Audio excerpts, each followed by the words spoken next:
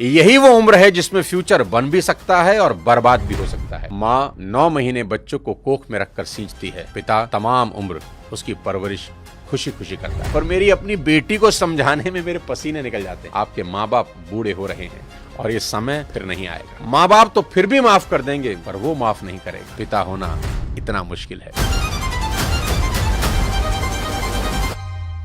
पिता के ऊपर किसी ने बहुत अच्छा लिखा है कि पिता रोटी है, कपड़ा है, मकान है। पिता नन्हे से परिंदे का बड़ा आसमान है।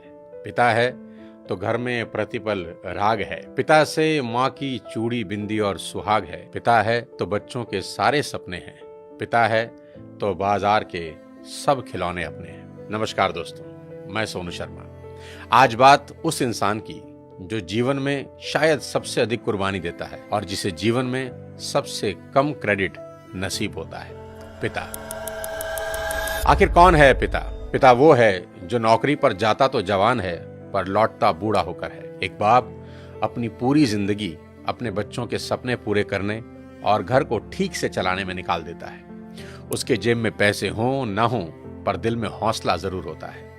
खुद के लिए 500 रुपए का जूता भी नहीं खरीदेगा, पर औलाद की खुशी के लिए 5000 का जूता भी उसके पैरों में पहना देगा। माँ 9 महीने बच्चों को कोख में रखकर सींचती है, पिता तमाम उम्र उसकी परवरिश खुशी खुशी करता है। आज देश भर के नौजवानों को मैं एक बात बता देना चाहता हूँ कि जिनके औलाद नहीं होती ना, वो न जाने कितने व्रत, कितने यत्न, क्या क्या जतन करते हैं। न जाने कौन कौन सी चौखट पर अपना माथा रगड़ते हैं, दर दर की ठोकरें खाते हैं। और जिस पल उनकी गोद में कोई नन्हा फरिश्ता आता है ना, वो माँ बाप उसी पल से उसकी सारी जिंदगी की चिंताओं को अपने सर ले लेते हैं। शादी ब्याह, पढ़ाई लिखाई, सबकी फिक्र उसी पल से होने लगती है। माँ बाप थोड़ा थोड़ा पैसा बचा के बेटियों के लिए एक एक गहना बनाना शुरू करते हैं ताकि उसकी शादी में काम आ सके। एक बाप अपने जीवन भर के प्रोविडेंट फंड का तमाम पैसा एक झटके में हंसते हंसते अपने बच्चों को दे देता है। माँ बाप बच्चों के लिए किसी भी हद तक जाने को तैयार रहते हैं। मैं खुद 2 प्यारी सी बच्चियों का पिता हूँ और यकीन मानिए, अगर कोई मुझे गारंटी दे कि किसी पहाड़ पर चढ़ने से मेरी बेटियों का फ्यूचर सेफ होगा, तो मैं बिना देर किए नंगे पांव उस पहाड़ पर चढ़ना शुरू कर दूंगा। और मेरी ही तरह दुनिया के हर माँ बाप अपने बच्चों के लिए ऐसा ही करेंगे। माँ बाप चाहे कितने ही सक्सेसफुल हों, दुनिया में किसी भी लेवल पर हों, पर जब बात अपने बच्चों की आती है तो आप सिर्फ एक साधारण माता पिता होकर रह जाते हैं। शाहरुख खान कितने ही बड़े बादशाह हैं, दुनिया उनकी सिर्फ एक झलक पाने को बेताब है। उनकी फिल्मों का बॉक्स ऑफिस कलेक्शन करोड़ों रुपए का है। वो जिस रोड से गुजर जाएं सड़कें जाम हो जाती हैं। उनकी सिर्फ एक झलक पाने को उनके घर मन्नत के आगे लोगों का सैलाब लगा रहता है। ऐसा स्टारडम किसी किसी विरले को नसीब होता है। पर जब नारकोटिक्स डिपार्टमेंट उनके बेटे को अरेस्ट करता है तो वही सुपरस्टार शाहरुख खान तमाम रिसोर्सेज होते हुए भी समीर वानखेड़े के सामने हाथ जोड़े नजर आते हैं। उनके फोन की चैट लीक हुई जिसमें वो बहुत भावुक होकर समीर वानखेड़े से रिक्वेस्ट कर रहे हैं कि आप मेरे बेटे को छोड़ दें। दुनिया का सबसे बड़ा सुपरस्टार जिसे दुनिया झुका ना सकी, औलाद के 2 आंसुओं ने उसे तोड़ कर रख दिया। पिता होना इतना मुश्किल है। राजा दशरथ बहुत पराक्रमी राजा थे। उनके पराक्रम का डंका तीनों लोकों में बजता था।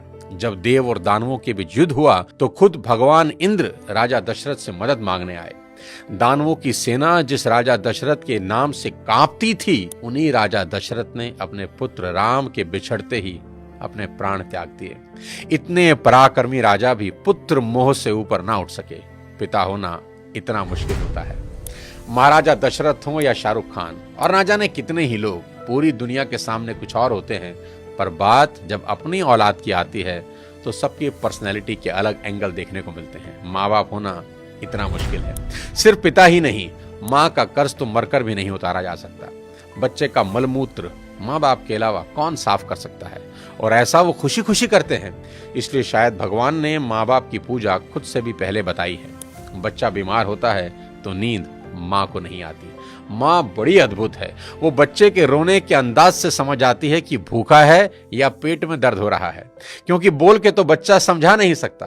प्रसव पीड़ा इस दुनिया के सबसे बड़े दर्द में है, जिसे हर माँ खुशी खुशी सहन करती है ताकि एक नवीन जीवन धरा पर आ सके।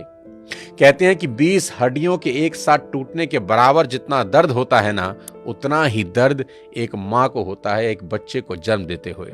याद रखना, इस दुनिया में सिर्फ एक रिश्ता बिना स्वार्थ के होता है, और वो होता है माँ बाप का अपने बच्चों के साथ। उनको बच्चों में सिर्फ इतना ही इंटरेस्ट होता है कि उनके बच्चे कामयाब बने, नेक बने। इसके अलावा उनका कोई सेल्फ इंटरेस्ट कभी नहीं होता। मेरे को यही लगता है कि माँ बाप आपके पैशन के अगेंस्ट नहीं है, ठीक है? वो बस आपको गरीब नहीं देखना चाहता। आज के इस वीडियो में बात करना चाहता हूं आज की जनरेशन से और उनके अपने माँ बाप से रिश्तों के बारे में। सबसे पहले मैं ये एक्सेप्ट करना चाहता हूं कि आज की जनरेशन हर लिहाज से पिछली सभी जनरेशन से बेस्ट है, क्योंकि जितना एक्सपोजर इनको मिला है उतना कभी किसी जनरेशन को नसीब ही नहीं हुआ। मैंने मोबाइल फोन का इस्तेमाल करना शुरू किया जब मैं 21 साल का था। मेरी छोटी बेटी ने फोन और लैपटॉप का इस्तेमाल शुरू किया जब वो 6 साल की थी। जितना टैलेंट आजकल के बच्चों और युवाओं में देखने को मिलता है, इतना टैलेंट पहले कभी नहीं था। और मैं ये सिर्फ आपका दिल रखने के लिए नहीं कह रहा, मैं दिल से इस बात को फील करता हूँ। आज के इस दौर में 98 to 100% मार्क्स कई स्टूडेंट आराम से ले आते हैं, और अगर कोई 98% और 100% मार्क्स ला रहा है तो किसी को कोई हैरानी नहीं होती। और हमारे दौर में सब सब्जेक्ट के मिलाकर भी कई बच्चों के 100 पूरे नहीं हो रहे थे। तो ये बात तो बिल्कुल तय है कि आज की पीढ़ी में टैलेंट की कोई कमी नहीं है। लेकिन कहानी में ट्विस्ट कब आता है जानते हैं?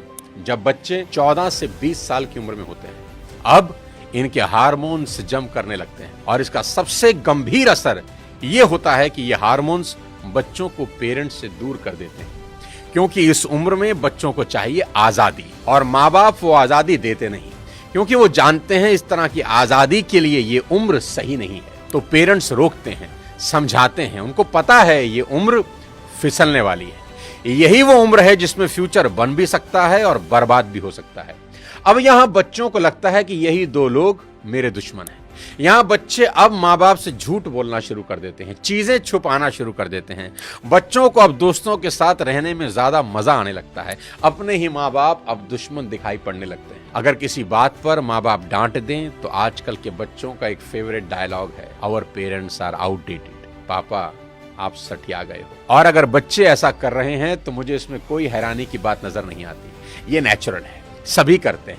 25-30 साल पहले हम भी यही करते थे, और आज के कोई 25-30 साल के बाद इनके बच्चे भी ठीक इसी इंटेंसिटी से ऐसा ही करेंगे। ये साइकिल चलता रहेगा। अरे आपको दिक्कत क्या है हमसे? कम से कम हम कोशिश तो कर रहे हैं ना। बाकी मोहल्ले के लौंडों के जैसे सड़क पे आवारागर्दी तो नहीं कर रहा है, लंठाई तो नहीं कर रहा है। पढ़ाई पे ध्यान दिए होते तो अरे नहीं गया ध्यान पढ़ाई पे। एक और कहानी जो इस उम्र में होती है वो ये कि बच्चे अपने पेरेंट्स से अब नफरत करते हैं और दूसरे पेरेंट की बात खुशी खुशी सुन लेते हैं।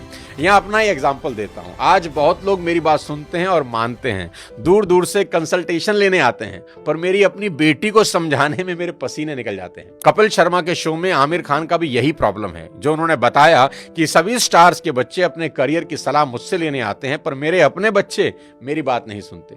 बच्चे बात सुने या ना सुने ये मेरी प्रॉब्लम नहीं है, मेरी चिंता कुछ और है, वो बताता हूँ आपको। अभी कुछ दिन पहले मैं एज अ चीफ गेस्ट अपनी बेटी के स्कूल में गया, जहां उनकी प्रिंसिपल ने मुझे इनवाइट किया। उनका कोई एनुअल डे प्रोग्राम था।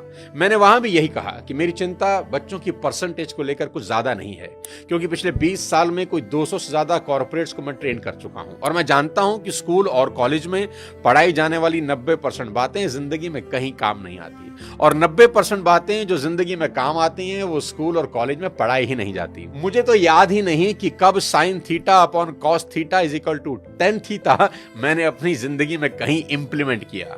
एज अ पेरेंट आज मेरी सबसे बड़ी चिंता यही है कि बच्चे किसी गलत संगत में पढ़कर कोई गलत रास्ता ना ले लें, क्योंकि कुछ रास्ते ऐसे हैं जिसमें वापसी करीब करीब नामुमकिन है, जैसे नशे का रास्ता, जहां एक बार इंसान चला जाए तो फिर वापस नहीं लौटता। नशे पर एक पूरा वीडियो मैंने बनाया है, एक बार जरूर देखना। कोई ऐसा कदम ना उठाएं जिसका पछतावा उन्हें सारी उम्र हो। एक शेर है कि एक गलत कदम उठा था राहे शौक में, एक गलत कदम उठा था राहे शौक में, और मंजिल तमाम उम्र मुझे ढूंढती रही। कि आदमी एक गलती करता है और फिर रास्ता कभी मिलता नहीं।